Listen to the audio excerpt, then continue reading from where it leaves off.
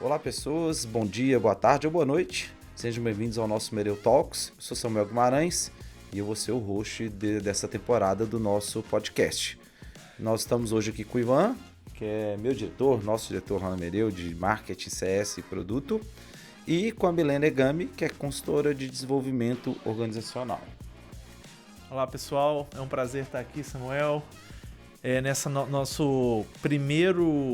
primeira temporada do Mereu Talks, né, que a gente é uma iniciativa que a gente está levando conhecimento, prática para as empresas para poder realmente mudar a realidade, né, das áreas de gente de gestão e elevar o patamar das organizações. Eu estou muito satisfeito de estar aqui com a Milena, que vai trazer para a gente toda a sua experiência, né, na área de consultoria em gestão de pessoas, como também, eventualmente, falar um pouco da pesquisa, né, sobre o que é os processos, né, como as empresas estão encarando esse processo, os principais desafios. Então, estou bem satisfeito aqui, animado para essa nossa conversa. Seja bem-vinda, Milena Egami. Egami, eu falei errado? Não, tá certo. Tá certinho. Egami. Milena Então tá bom. Egami. Seja bem-vinda. Obrigada, gente. Assim, é um prazer estar aqui. Fiquei muito feliz com o convite. Acho que é uma oportunidade de ampliar essa discussão. Acho que esse tema, né, avaliação de desempenho, esse processo, ele é um tema desafiador e de muita relevância e importância dentro das empresas. Então, eu acho que falar sobre isso neste momento, né, pós-pandemia, onde a gente vem com um cenário ali complicado e complexo, eu acho que faz todo sentido. Então, espero que a gente possa contribuir aqui com esses pontos. Vou dar o meu melhor aqui, vou contar um pouco do meu repertório, da minha experiência aqui nessa jornada como consultora. E é isso. Então tá. Antes, gente, dar um recado aqui importante, só lembrando, se você ainda não assinou nosso canal, e aí você pode procurar na Apple Podcasts, Google Podcasts, Spotify ou em vídeo no YouTube, você pode assinar aqui, seguindo o nosso perfil, você vai receber as notificações dos outros episódios. Como o Ivan já comentou aqui, a gente vai ter, aí não vou falar quantos, mas serão muitos, dezenas de episódios já dessa primeira temporada. Então segue a gente aí, que vai ser bem legal para você estar sabendo de tudo que está acontecendo. Todos os links dessas redes vão estar no comentário do nosso post. E vamos começar então para a nossa pauta. Milena, eu queria primeiro que você se apresentasse um pouco, falar um pouco quem é você, seu envolvimento com a área de RH. Se a gente, começando aqui em off aqui, falou um pouco, você é de consultora, você falou assim, porque eu era RH. Fala um pouquinho pra gente aí desse histórico profissional seu aí. A minha trajetória profissional inteira, ela é pautada em RH, né? Eu fiz uma mudança de perspectiva, mas eu comecei dentro do RH. Então, desde quando eu, na época de faculdade, estagiária, sempre na área de treinamento e desenvolvimento. Então, era uma especialidade, tinha um foco já muito bem definido. E isso já faz o quê, gente? Mais de 18 anos, né, que eu me formei. Mas há 11 anos eu fiz essa transição, né? Eu mudei a chavinha e fui para a lente ali das consultorias. Então, hoje eu sou parceira da Cross, que foi a consultoria que conduziu essa pesquisa, né, que vai ser o nosso pano de fundo para esse podcast. E ela é super fresquinha, acho que tem elementos bem relevantes. A gente não vai conseguir esgotá-la aqui, mas acho que fica a oportunidade aqui para todo mundo também poder explorar no seu tempo, né? A gente vai passar o link ali no final. Já começando, esquentando aí as nossas conversas, né? Muito se fala em gestão de competências, gestão de desempenho, gestão de performance. Tem vários nomes. Você consegue explicar para a gente ali, né, o que é cada uma delas? Gestão de competência, desempenho, é a mesma coisa ou não? O que diferencia uma da outra? A importância de cada uma? Por que da pergunta, né? A gente quer levar um pouco de conhecimento, até prática, para os nossos, né, ouvintes. Então, tem empresas que estão ainda num processo de criar os processos de avaliação, outras já estão num processo até mais evoluído de, beleza, eu tenho a avaliação, ela está sendo efetiva ou não, né? Eu estou usando isso para desenvolvimento mesmo. Então, acho que vamos começar pela base. Vamos. Eu tenho a curiosidade disso, porque um ponto engraçado, porque eu sou da área do marketing, né? E quando eu cheguei lá, daqui a pouco eu acho que vou fazer 3 anos de casa. E quando eu cheguei, a primeira coisa foi isso que era. eu vi alguns assuntos falando que estava fazendo avaliações de desempenho, e quando falaram assim, olha, mas isso no RH muitas vezes falam de avaliação de competências. Aí eu falei, mas eu não estou entendendo. Aí a pessoa brincou comigo, não, mas você está querendo, né? Porque você está chegando agora e está querendo mudar o RH. Eu falei, não, de curiosidade, por isso que eu acho que é legal essa diferença. Não sei se um tá dentro da outra, ou são diferentes, ou são a mesma coisa. Queria entender um pouquinho com você aí. E é uma confusão recorrente essa, assim, né? Então, para falar um pouquinho aqui do meu trabalho, então eu chego nas empresas para construir um processo de avaliação de desempenho, para revisitar um processo de avaliação de desempenho. E aí vem essa dúvida, né? É desempenho, é performance, é competência, o que está dentro do quê, né? Como elas se relacionam. Então, eu vou tentar aqui vou falar de forma ampla aqui, mas tentar ser objetivo e simples para que todo mundo possa entender. Porque é exatamente isso, Vastinha. Cada empresa tem seu momento, né? Cada empresa está numa maturidade, está numa curva ali de aprendizagem, que isso é importante também, né? A gente fala da avaliação de desempenho como essa jornada de aprendizagem, e as empresas também estão dentro dela, né? A cada ano, a cada ciclo, a gente percebe uma evolução também dentro desse processo como um todo. Mas voltando aqui à pergunta. A avaliação de desempenho, né, é uma avaliação que a gente vai... E desempenho e performance a gente pode considerar a mesma coisa. Então, são dois nomes para o mesmo conceito. Mas competências é uma outra questão. Por quê? Quando eu falo de desempenho ou de performance, eu vou falar de duas frentes que são muito importantes, né? Que a gente precisa ter isso muito bem definido antes de começar esse processo de avaliação de desempenho ou performance. Um é o quê? Então, o que eu quero, quais são as metas, né? O que ele é concretizado e tangibilizado pelas metas da organização e, idealmente, pelas metas do colaborador.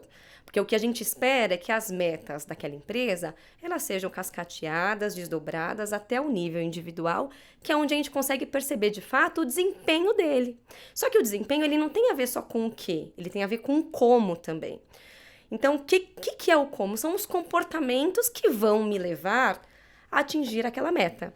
E esses comportamentos, a maioria das organizações, elas acabam colocando isso dentro de uma matriz de competências, mas isso não é uma regra. Tem empresas que colocam comportamentos que estão ligados aos valores, mas tem a ver com essa vertente do como. Então, se eu não tenho claro nem o que, nem o como, eu não consigo elaborar, desenhar uma avaliação de performance que vai refletir o que eu espero dela, né? E que esse é um ponto importante. Quando a gente está numa empresa, nesse momento, ou revisitando ou implementando esse processo de avaliação de performance, precisa elucidar, precisa esclarecer, né? Precisa fazer essa pergunta: o que você quer com esse processo? Que fotografia você quer que esse processo te entregue no final, né? No final do ciclo? O que você quer enxergar ali? Porque quando eu tenho isso claro, eu consigo fazer o de trás para frente ali mesmo, né? Então, se é isso que eu quero enxergar, o que eu preciso avaliar? O que eu preciso buscar? O que eu preciso preencher? Qual vai ser o sistema? Qual vai ser o processo? Quais serão os rituais? Quais serão os atores? E aí a gente consegue montar esse processo como um todo, né? Não sei se ficou claro para vocês. Não, ficou super claro. Agora, me deu uma dúvida. Uma dúvida, assim... Normalmente, as empresas que você vai ajudar, elas não têm um processo e você vai estruturar, ou elas têm um processo não tão efetivo e querem que você ajuda para revalidar, reativar... O que normalmente ocorre pelo que você tem acompanhado? Tem de tudo, Ivan. Assim, eu acho que a gente tem uma diversidade muito grande ali das organizações, né? De nichos, segmentos e de maturidade, como a gente estava falando, né? Então, tem empresas que estão iniciando agora, eram pequenininhas, cresceram da noite para o dia, né? Aquela velocidade.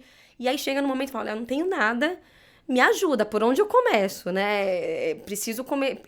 Antes eu conseguia enxergar o desempenho das pessoas ali na minha frente, sentado na mesa aqui. E agora eu já não conheço as pessoas que trabalham aqui comigo. Como que a gente estrutura isso? Por quê? Isso é muito relevante para a empresa por alguns motivos, assim, mas dentre eles acho que os dois que são mais verbalizados, que realmente têm um grande impacto, é de como o processo de avaliação de desempenho ele vai alavancar o resultado da organização e o desenvolvimento das pessoas e da organização também. Então, eu preciso ter um mapa claro e uma fotografia que represente, reflita aquela realidade naquele momento para conseguir agir, para conseguir entender o que eu preciso desenvolver, o que eu já tenho forte, o que eu preciso enxergar isso, né? E quando a gente cresce, então tem essas empresas que chegam e falam, olha, por onde começo? Mas tem outras que vêm, às vezes, de longa data, né? Olha, tenho isso já há muito tempo, mas não funciona. Mas quando eu tiro a tal da fotografia, não reflete o que eu tenho de verdade. E a gente queria entender por que isso acontece.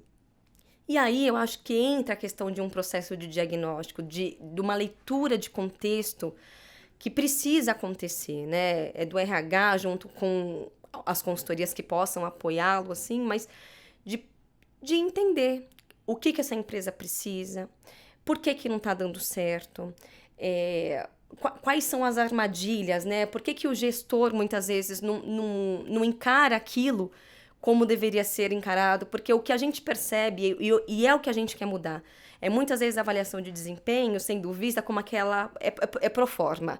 Eu faço no último tempo, meio que de qualquer jeito, escrevo ali, e aquilo não é desenvolvimento. Aquilo não é olhar para o seu colaborador e entender com ele, né, o que precisa ser desenvolvido, o que direcionar. Eu acho que é a oportunidade de você ajustar a rota, de você...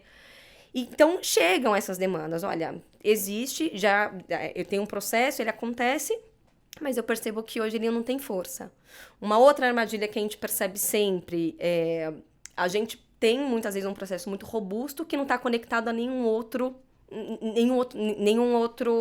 procedimento dentro da empresa. Não tem uma gestão de consequências. Então, eu tenho ali um processo bacana, mas ele não serve para nada. Eu não utilizo esse processo para promover, para desligar, para participação de processos seletivos internos, né, para benefícios, até ações de treinamento e desenvolvimento. Então, ele fica uma avaliação vazia, um processo de avaliação de desempenho vazio. Então, a gente tem que entender, né, em cada caso, qual que é a situação, qual que é a dor, e por que naquele momento porque pode ser que ela tenha funcionado há algum tempo atrás.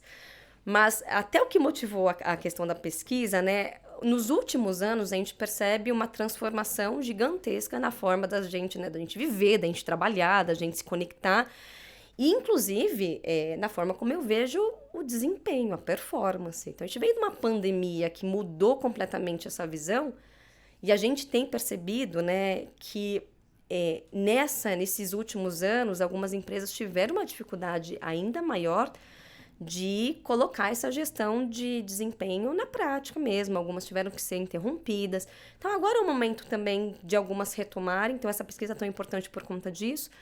Mas o quanto que a gente consegue, que essas organizações conseguem reagir também a todas essas transformações. Esse é um ponto, Ivan e Samu. Assim, a gente percebe que muitas vezes a velocidade também de adaptação das empresas ainda não está no mesmo ritmo dessas transformações que estão ali acontecendo dia após dia.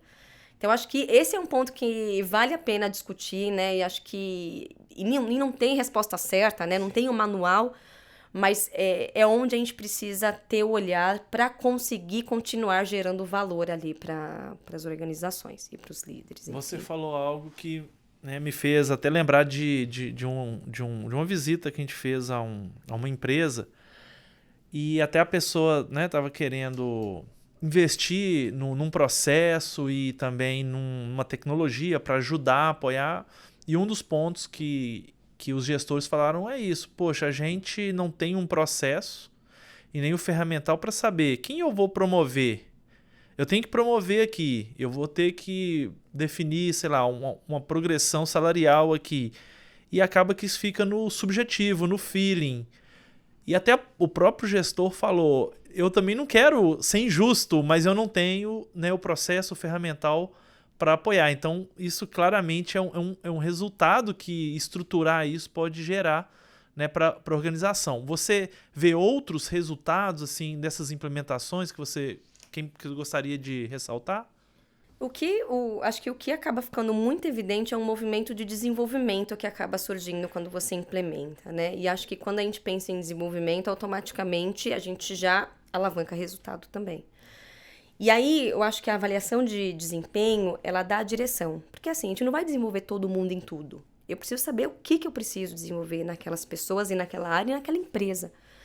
Então, eu acho que ela começa a nortear. E é engraçado, né? Quando a gente entra nas empresas e vai... Primeiro é um processo de diagnóstico, tudo.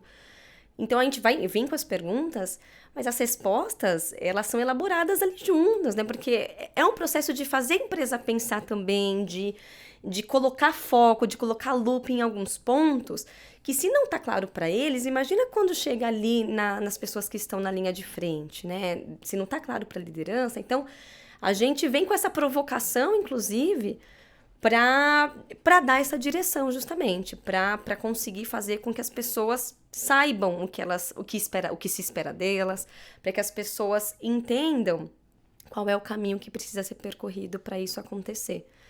Então, acho que seria mais nesse sentido, assim, o que eu consigo coletar ali das empresas, nessas experiências ali, né?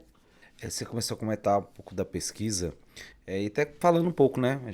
A pesquisa foi feita em 2022. Finalzinho do ano passado, é fresquíssima. Ela foi lançada, acho que foi em novembro. A gente vai deixar o link aqui nos comentários do post aqui, para quem quiser fazer o download do material. Acho que é bem legal porque serve como referência. Seja as pessoas da área de RH, ou um gestor, o dono de uma empresa, né, um CEO, que deixa eu saber mais como que é isso. Pode ter uma empresa nova que está aparecendo, como você falou, tem gente que está querendo começar e tem gente que está, às vezes, reavaliando seu processo. Você comentou também da pandemia, né? Então, teve aquele cenário e aí vocês queriam saber como é que estava.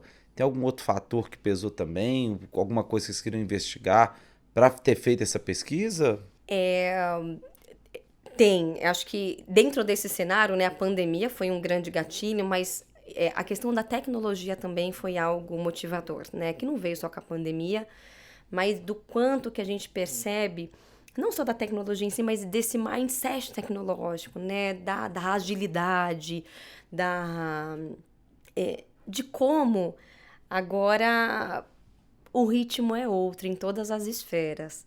Então, eu escuto, né, a gente vê ainda alguns modelos que ainda não representam ainda não estão dançando essa música. E você sabe que o Ivan trouxe um ponto na última fala, que eu acho que ele é crucial dentro desse processo, né? Quando o gestor olha esse processo e enxerga valor nele, enxerga que aquilo é para ele no final do dia, não é para o RH. Aquilo é para ele ter argumentos, ter material para conseguir tomar decisões de pessoas, decisões importantíssimas. Então, eu acho que tem um desafio ali desse gestor se apropriar dessa ferramenta.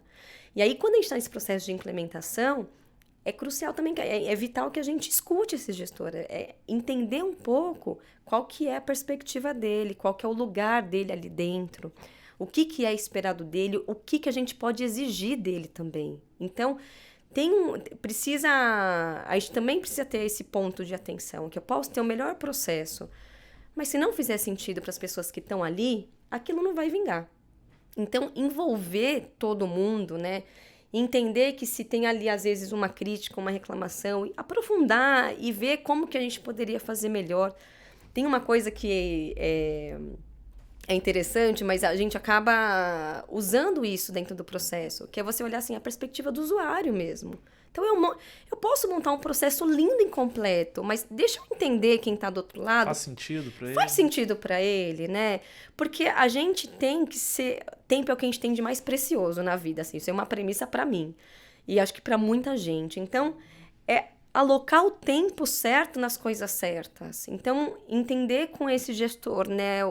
É ser cirúrgico. Eu acho que o nosso desafio até nesse mundo atual é entender, é ser assertivo, é ser preciso, é mostrar o que eu quero e como fazer isso de uma maneira simples. A gente veio de uma, né, quem é um pouco mais antigo, assim, vai lembrar de matrizes de competências com 15 competências, cada competência tinha 28 comportamentos. Você olha aquilo, ela pode ser a matriz mais completa do mundo, ela pode fazer sentido. Mas será que aquilo é funcional?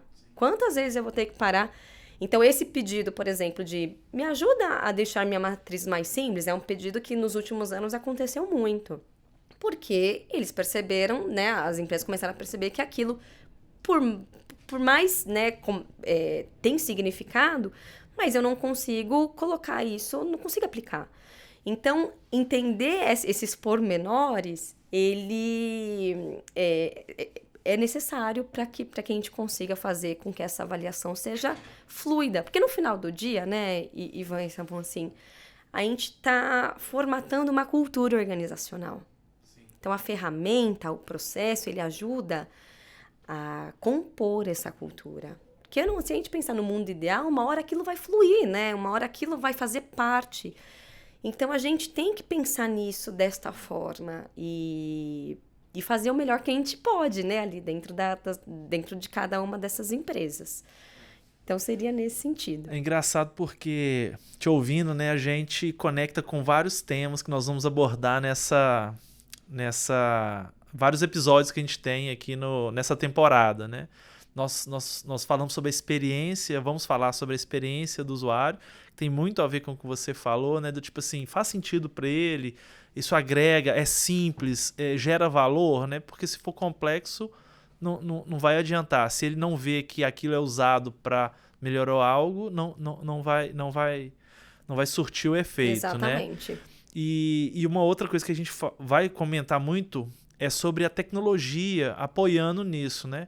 Hoje, talvez, ou bem próximo da gente conseguir entender, fazer a curadoria de quais competências, quais gaps cada pessoa tem e qual que é a melhor trilha de desenvolvimento individualizada para você fazer sentido para aquela pessoa conforme os desafios dela. E como impacta o resultado que ela está entregando específico. Exatamente. E de uma forma otimizada. Não vou investir em algo que não vai trazer retorno. Né? Exatamente. Então, a gente vai saber.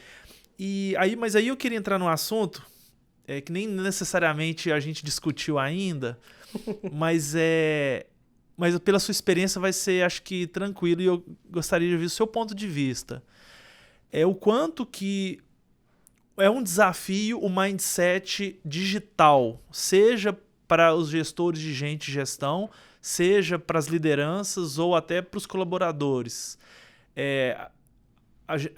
O mindset já está preparado para a tecnologia que existe ou que está vindo, ou talvez tenha um descompasso que a gente precisa de dar uma alinhada? Como que você vê essa questão da tecnologia, mas também da realidade das empresas em conseguir utilizar isso? Eu acho que ainda está desalinhado. Eu acho que a gente vai precisar entrar ali vai precisar convergir ali de alguma forma, porque primeiro a questão do mindset digital, ele ainda não é totalmente explorado dentro das organizações. A gente tem uma dificuldade, né, de entender, na verdade, elaborar essa quantidade de informações e a velocidade com que as coisas acontecem. Então, por exemplo, né, esses ajustes de rotas, isso tem que ser interiorizado e a gente tem que começar a pensar nisso como parte do processo e já ter também ferramentas para promover essas alterações, porque elas serão necessárias. Então, eu percebo que as pessoas ainda, né, agora já, nesses 2 últimos anos, a gente consegue captar um pouco mais desse mindset, mas ainda é embrionário em algumas organizações. E aí, quando isso vai para o concreto, né, quando eu quero, então, transformar esse mindset num sistema, num processo, aí aquilo vira um imbróglio, porque tangibilizar isso é um desafio à parte, de fato. Porque automaticamente é engraçado, né? A gente vê algumas iniciativas com essa proposta acabar caindo no tradicional rapidamente, porque não é o nosso jeito de pensar. Pelo menos a gente, né? Assim, quem tá aqui nos 40, quem já tá nos...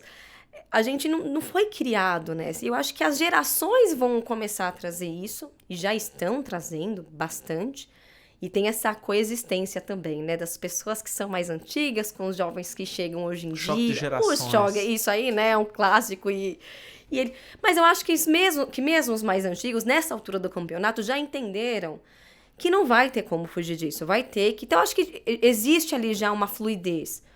Mas eu acho que há muito que ser explorado nesse sentido, assim, acho que tem uma oportunidade gigante de trabalhar essa maturidade com as pessoas e com as empresas hoje em dia ainda. Legal. Vamos, né? Você falou da pesquisa, que foi o momento, que ela está bem fresquinha. Você consegue trazer para a gente os principais insights assim que ela trouxe? Até se você conseguir falar, olha, isso aqui eu já meio que esperava, a pesquisa confirmou isso daqui. Para mim foi novidade, mas legal que a pesquisa trouxe. O que você tirou aí pra gente? Quando a gente pega o resultado ali da pesquisa, né, eu sempre tenho o desafio de olhar para aquilo e falar assim, o que ela tá me contando, né? O que as pessoas estão me dizendo aqui quando elas responderam esse questionário ali? E eu acho que tem alguns pontos ali que me chamaram muita atenção, né? Alguns foram a maioria acho que a gente tinha já no radar, mas acho que não de uma forma formalizada, estruturada ali, e também já dividida ali em qual é a quantidade de pessoas, né? É uma pesquisa que considerou diversas empresas de diversos segmentos e diversos momentos também, mas acho que tem um ponto ali que a grande maioria, por exemplo, fala que enxerga a oportunidade dentro do processo. Então, mesmo empresas que estão com processo de avaliação há mais de 10 anos, elas enxergam que ainda tem ali um caminho a percorrer justamente por isso, porque a gente precisa acompanhar essas mudanças. Então, eu acho que esse é um ponto que é bacana da gente escutar, né? A grande maioria das empresas já tinham esse processo, então isso também foi muito bacana, foi muito legal de ver, mesmo que seja embrionário, meio que tá todo mundo tentando, porque acho que é um recado também que a gente tenta passar. É bacana a gente olhar e tentar pensar em algo ideal, perfeito, mas tem que dar o primeiro passo, né? Vamos fazer o melhor com o que a gente tem hoje. No próximo ciclo, a gente vai melhorar com a experiência que a gente conseguiu gerar neste primeiro ano. Então, esse é um ponto que a gente sempre fala, né? Então, assim, vamos em busca do ideal. Mas o que a gente tem hoje, né? E como que a gente faz o melhor que a gente pode com isso. Então, isso a pesquisa mostrou, que a grande maioria das empresas já tem algum grau ali, esse processo de avaliação de desempenho. Algumas, né, ainda tem lá os dados, mas, por exemplo, o que também me chamou a atenção, algumas ainda não trabalham com metas. Então, isso para mim é um alerta gigantesco, né? Porque uma coisa é você ter o processo de metas e ele ainda pode ser melhorado. Outra coisa é você nem instaurar esse processo. Então, ter isso no radar, ter implementado, mesmo com oportunidades, eu acho que já é uma mensagem importante para as pessoas e para os colaboradores. Então, isso me chamou a atenção de como algumas ainda não têm. Mas, de uma forma geral, acho que ela parte do que a gente já está acostumado, né? Tem uma estrutura ali da avaliação onde elas acabam navegando por essas etapas de uma forma ou de outra, né? Dando um peso maior aqui, um peso maior. Tem uma questão, tem uma avaliação que é 180, uma é 360, mas elas estão ali no caminho delas. Então, eu acho que vem, né? Pensando aqui também em dados que foram colocados, acho que é um pouco do que a gente já trouxe, né? Dessa questão da simplificação, dessa questão da gestão das consequências. Eu acho que ela elucida também esses pontos. Vou fazer uma aqui, Samuca. que é um dos objetivos do nosso podcast, é levar prática, né, para quem está nos acompanhando. Então, assim, o que você falaria para as empresas que têm ou um processo, né, inicial ou nem processo? Tipo assim, quais são os primeiros passos que ela precisa? Lógico, talvez contratar uma consultoria, mas vamos supor que não tenha recurso no primeiro momento. O que você recomendaria? Olha, faz passo 1, 2 para ter uma base. Legal. Eu acho que tem pessoas dentro do RH que são plenamente capazes ali de montar esse processo. Então, o desafio é tempo, né? Você investir energia nisso. Mas eu acho que o primeiro passo é ter muita clareza do objetivo desse processo, né? Então, assim, o que você quer com esse processo? Eu não quero ser repetitiva, mas esse é um ponto que ele é óbvio, mas a gente tem que tomar cuidado com o óbvio, porque essa resposta é difícil de vir, assim. Então, o óbvio tem que ser dito. Tem que ser dito, tem que ser... Então, o que que você quer, né? Então, o que que essa organização espera desse processo de avaliação de desempenho? Então, acho que é um primeiro ponto. O segundo, né, uma vez que você tenha isso muito claro, eu acho que até um pouco conectado com o primeiro, é como que a gente faz isso, né? Porque assim, a gente fala de empresa, parece uma entidade, mas empresas, elas são formadas por pessoas, gente. Então, assim, eu preciso saber o que eu levanto de quem, o que eu coleto de quem. Então, quando eu penso, né, nessas expectativas e nesse objetivo, eu tenho que promover uma escuta ali, né, das pessoas que estão direcionando essa organização, do que elas querem, falar de direcionadores estratégicos, de onde elas se veem em 1 ano, em 2, pensar em tudo do que essas empresas têm como objetivo de fato. Porque isso é insumo dentro do processo de avaliação de desempenho. Então, essa escuta é importantíssima para esse ponto. E aí, uma vez que eu tenho muito claro o que, a gente vai para esse como também, né? Então, a gente vai montar de fato essa ferramenta. Então, quem serão os envolvidos? Então, eu vou avaliar o quê? Para quê? Que metas estão em jogo? Que aí entra a questão, né, do o que e como, dessas duas vertentes que a gente precisa considerar nesse processo. E aí, ter muito cuidado nesse recheio também. Porque eu preciso ter uma matriz que também dialogue com esses objetivos da empresa. Não é uma matriz bacaninha, é uma matriz que me direciona para algum lugar. Esse lugar é meu objetivo estratégico, organizacional, e a matriz, ela é o meu comportamento ali. As coisas não estão desconectadas. As pessoas têm uma tendência a achar que uma coisa não tem nada a ver com a outra. Ou seja, se minha estratégia é ser inovadora, tem que ter algum traço de inovação no que eu vou avaliar nas pessoas, né? Tem. E a matriz de competências, ela muda conforme o direcionamento estratégico. Então, se uma empresa ela tem um direcionamento e, de repente, da noite para o dia, ela percebe que ela vai se reinventar, a minha matriz, esse é um chamado clássico também. Olha, a nossa empresa ela mudou extremamente o foco dela, estratégico, e a gente precisa que essa matriz de competência se ajuste, né, e se conecte de novo com esses objetivos estratégicos. Então, a matriz ela tem que conversar com esses objetivos. E os comportamentos, eles precisam estar claros para qualquer um que lê aquilo. Porque esses comportamentos eles vão configurar essa ferramenta que vai contar para aquele colaborador, para aquele líder, o que se espera dele. E a meta vai contar para ele qual é o resultado esperado dele.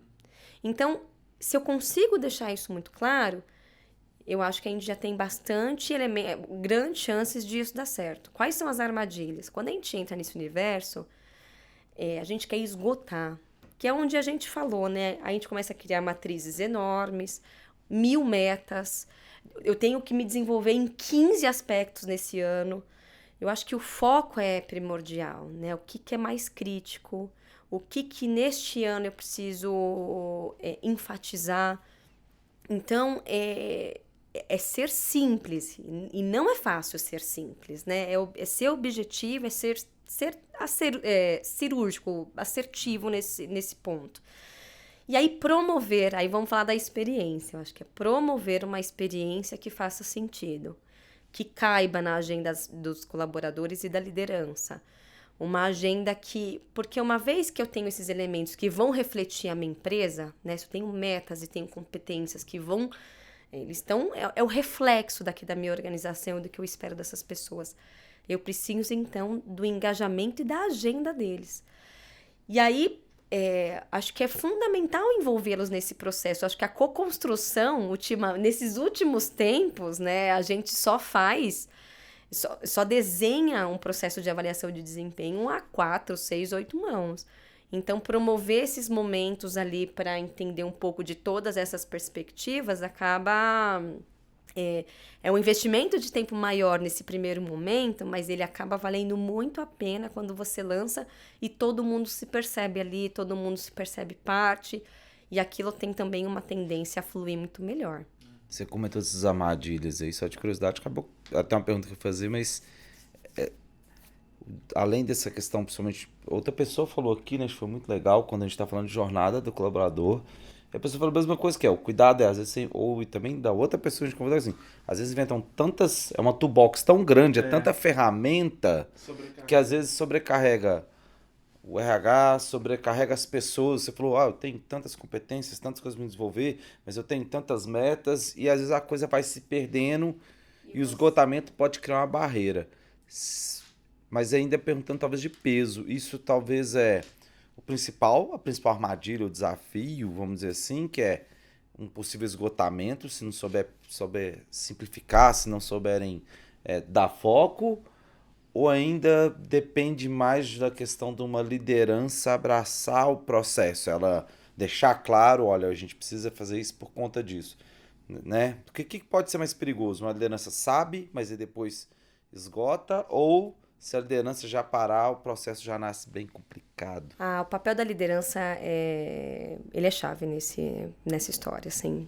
Eu partiria por ele, né? Se eu não tenho os líderes como apoiadores desse processo de avaliação, eu posso ter a melhor matriz, as melhores metas, não vai rolar. Então, eu preciso criar consciência nessa liderança. Eu acho que esse é um processo também de aprendizagem, né? Eu preciso que eles entendam, enxerguem valor naquilo. Porque se eles enxergarem, eles até fazem um esforço se o processo não está redondinho. Eles fazem um esforço se a ferramenta... O calendário abre, né? O calendário abre. Agora, o contrário não é verdadeiro. Então, assim, tem que partir por ali. Se a liderança não comprou essa história, vai ser complicado isso ir para frente. Então, é por isso que esse processo de comunicação e de preparação do líder, como parte fundamental desse... Porque, gente, esse, né, é o nosso telefone sem fio ali, né? O líder, ele é essa peça. E é por meio dele que chega ali a avaliação de desempenho do colaborador, né? Se muitas vezes o líder não tá nem aí, o colaborador também não vai estar, né? Isso só vai espelhando. Então, eu preciso me atentar e chamar essa liderança para perto, né? E colocar na mesa, eu acho que a gente tem que chamar, tem que elevar também, né, esse nível e colocar as discussões, né? Por que não faz, né? A gente tem, e por que não tá rolando? E se fosse diferente? Como é que você faria, então, se fosse você? A gente faz muito essa provocação, chamar o livro e falar assim, olha, não funciona.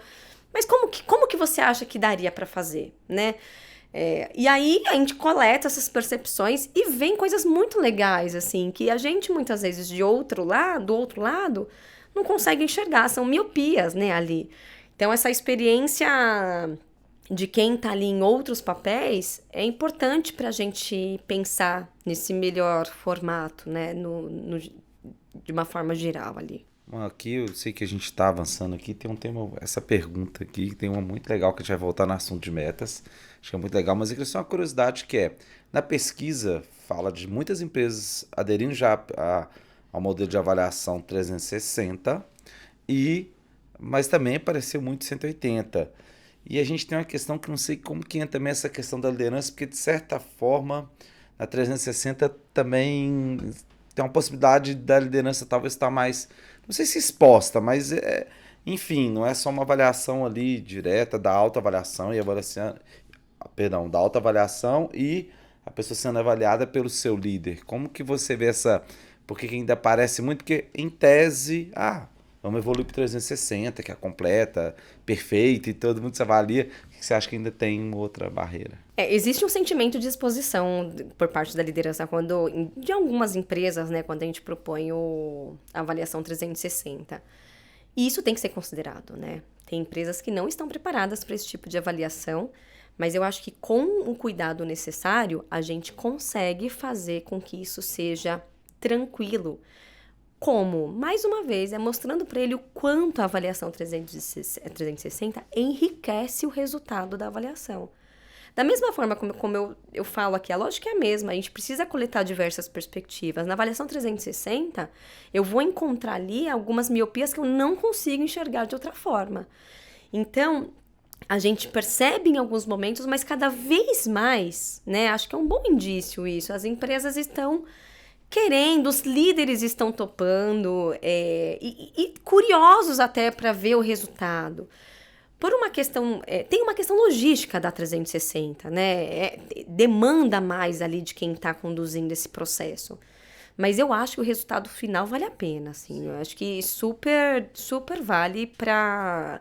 Agora, um cuidado, né? Aí, mais uma vez, não tem certo e errado. Mas se uma empresa não tem nada, eu acho que no primeiro ciclo, como curva de aprendizagem, eu acho que eu não indico a 360. Aí a gente pensa no segundo ciclo, porque aí ela já tem, porque é muita coisa nova ao mesmo tempo, as pessoas se perdem. Então, num primeiro momento, a gente entra ali com 180, deixa as pessoas sentirem, deixa as pessoas, né, vivenciarem aquilo. E você, inclusive, tem um tempo para prepará-las para o 360. Mas eu acho que a tendência tem que ser isso. Ou a gente percebe o 360 ainda no nível de liderança. A pesquisa também fala um pouco disso, né? Nos níveis mais altos a gente tem... Mas elas começaram a descer também, né? Esse processo. E eu acho que é rico para qualquer cargo, qualquer posição. Então, eu sou entusiasta. Eu acho que tem que... né, quem conseguir, quem pode, quem está aberto... Eu acho que tem que implementar 360. E depende também da cultura da empresa, Sim. né? Como ela encara Sim. Isso. Se for como uma forma de aprender, de melhorar, é ótimo. Não pode ser para, quem tá falando mal de mim, deixa Sim. eu entender quem que é, né? E isso existe, né? Então, a gente tem que considerar isso de acordo com cada cultura. Exato. E assim, muito legal isso que você tá falando, porque... a gente estava recentemente discutindo, né? 50%, se não me engano, é o percentual do turnover das empresas brasileiras. É o mais alto do mundo. E até acho que teve uma matéria que falou que as pessoas não pedem demissão da empresa, e sim do seu líder. Então, realmente é um processo que tem que começar simples e a empresa ganhando maturidade, mas para também a gente conseguir identificar os gaps, né? Os pontos de desenvolvimento da própria liderança, não no sentido de punir, mas de desenvolver, né? Porque se ninguém te fala o que você pode fazer melhor ou aonde você está pecando, fica difícil de você entender o que fazer para desenvolver, né? E faz muito sentido isso, né? Porque acho que a avaliação de desempenho, ela vem para apoiar o plano sucessório, gente. Então, quando a gente fala ali da altíssima liderança, ali de quem vai ficar, de posições críticas... É muito comum as empresas falarem, a gente está no escuro. Então, a gente precisa começar esse processo para conseguir... É a base, né? É a base para você fazer um mapeamento, para você desenvolver, investir ali um tempo nessa liderança. Então, é um cuidado que você precisa ter até nisso, né? Então, é importante de todas as formas, né? Acho que é por esse caminho, é por aí. Bom, queria fazer acabou que você falou um pouquinho aqui, a gente está quase chegando no final, mas eu queria falar da questão que você falou de que a maioria das empresas já está tendo a maturidade para avaliar as metas, e a gente, da Bereu, somos grandes defensores dessa parte da gestão de metas, porque a gente acredita que é isso, como você falou, né? é o que e o como, ou as entregas e as competências, enfim, tem uma análise mais completa. Qual o risco que você acha que acontece quando você tem essa avaliação de desempenho olhando só para as competências? O que pode ser ruim no resultado? O que pode acontecer? Né? Se eu não tenho o resultado esperado, as minhas competências não dizem muita coisa. Então, se eu tenho uma avaliação só da matriz de competências, eu estou dando um recorte muito raso para a pessoa do que eu espero dela. Eu tô só no como. Eu não tô contando para ela qual que é o resultado esperado. Porque é por meio dessas competências que eu vou entregar o quê, gente? Então, essa resposta não existe. Então, assim, uma avaliação de desempenho, né, propriamente dita, ela não pode acontecer sem esse processo das metas. E eu vou dizer assim para vocês que eu percebo que existe uma grande dificuldade, de fato, de colocar isso até, porque mais uma vez, é o tal do telefone sem fio ali, né? De como que as metas se configuram, né? No alto, no Olimpo ali, e como que elas descem. Porque quando chega ali no final do dia, eu tenho ali muitas vezes metas que não tem nada a ver com as metas organizacionais. E isso também é um problema. Às vezes eu tenho ali a vertente de metas, mas ela não está me dizendo muita coisa. Então, é um olhar duplo que as pessoas precisam ter dentro desse processo. Cuidem bem da matriz, porque ela é importante, é o que vai, né, são os comportamentos, mas tenham uma meta como os norteadores, porque são elas que vão ditar esses comportamentos, são elas que vão dentro dessa lógica, né, dentro desse racional. Então precisa acontecer, precisa amadurecer.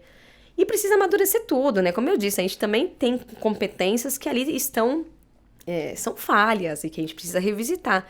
Então, é um olhar atento em todos os momentos, né? É dinâmico, gente. No mundo atual, isso cada vez mais é exigido de quem conduz esses processos, né? Sim, estávamos até falando sobre qual que é a postura do RH, né? Que vem evoluindo, né?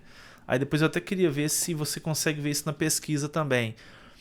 Que num passado não muito distante, talvez o RH ele era mais administrativo, cuidava das admissão, ponto e tal. E à medida e assim ele vem ganhando protagonismo dentro das empresas, né? Uma vez que as pessoas, os líderes de gente e gestão começam a entrar mais no negócio, entender como as pessoas são ativas da organização e podem mudar resultados, né? Como que você vê isso? Isso na pesquisa isso consegue ser visto? Ou seja, o RH ele vem ganhando mais esse protagonismo de ser mais estratégico, impactando mais negócio, ou a gente ainda tem um caminho longo a ser percorrido? Como que você...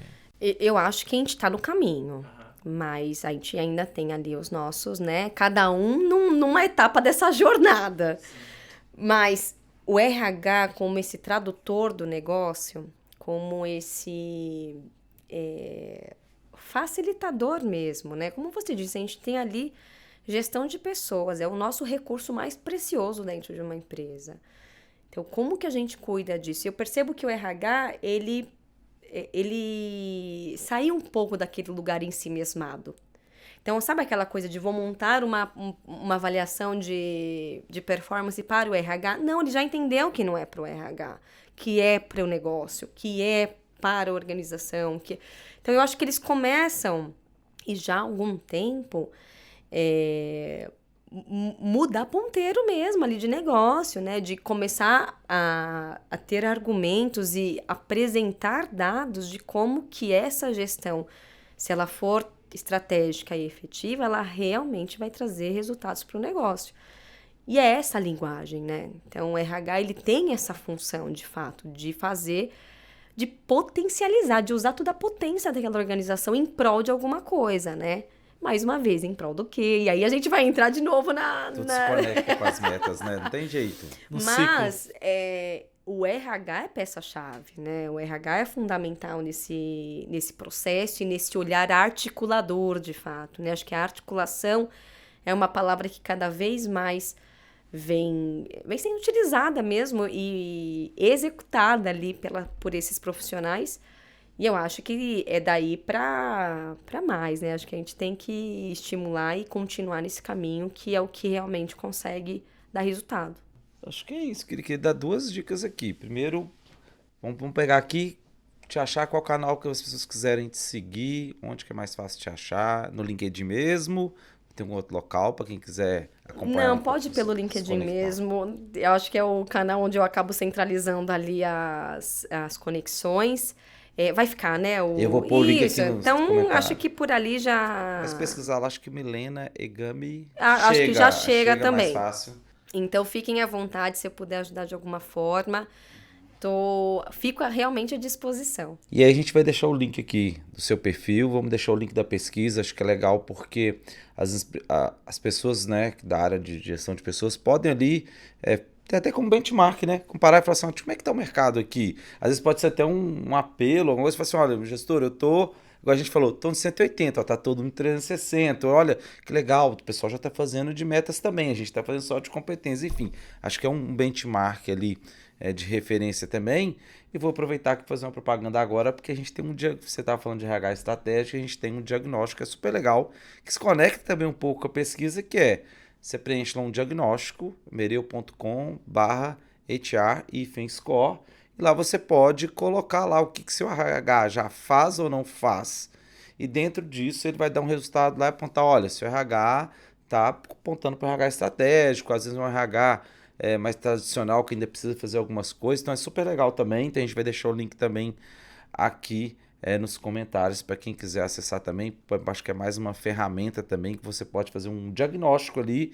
E como o Ivan falou, no final tudo desconecta, né? A gente está falando de avaliação de desempenho e a gente está falando do RH estratégico, que tem sido um assunto que está indo e voltando aqui, que é o que acaba a gente pensando como o RH pode ser cada vez mais entregar resultados para o negócio. Então isso é bem legal. Então quero te agradecer sua presença aqui, tá bom, Milena? Eu que agradeço pelo convite, adorei a experiência, fico à disposição no que eu puder ajudar. Quem sabe tem uma nova pesquisa aí daqui a pouco, não sei. Vai que aparecer uma nova pesquisa. De repente. Tem mais dados aí. Mas, Milena, obrigado. É isso que a gente quer inspirar, né, quem está nos ouvindo, nos vendo, provocar mesmo, né? A gente quer que a área de gente de gestão seja um agente de mudança, seja o catalisador, o protagonista nesse processo. Então a gente vai inspirar. Algumas vezes pode parecer provocação, mas é no sentido de vamos sair da zona de conforto, fazer benchmark, olhar o que o mercado tem, o conceito. Então, pesquisas como a que você liderou, né, conteúdos, metodologias, isso que a gente quer trazer aqui. Então, obrigado, foi excelente o papo e a gente deve te convidar para vários outros, porque tem muita coisa ainda para a gente conversar. Obrigada mais uma vez, será um prazer participar de outros episódios aqui com vocês. Fico realmente à disposição e espero genuinamente ter contribuído, né? Gerado alguns insights. Eu acho que essas provocações, na medida certa, elas fazem parte ali do processo de desenvolvimento, então espero que a gente tenha gerado algumas reflexões interessantes. Então é isso, gente. A gente fica por aqui. Até semana que vem. Abraços e beijos para todos. Como eu falei de novo, não deixa de seguir. Qualquer plataforma a gente está ali para você poder clicar e seguir o nosso perfil para acompanhar todos os episódios. Valeu, pessoal. Até a próxima.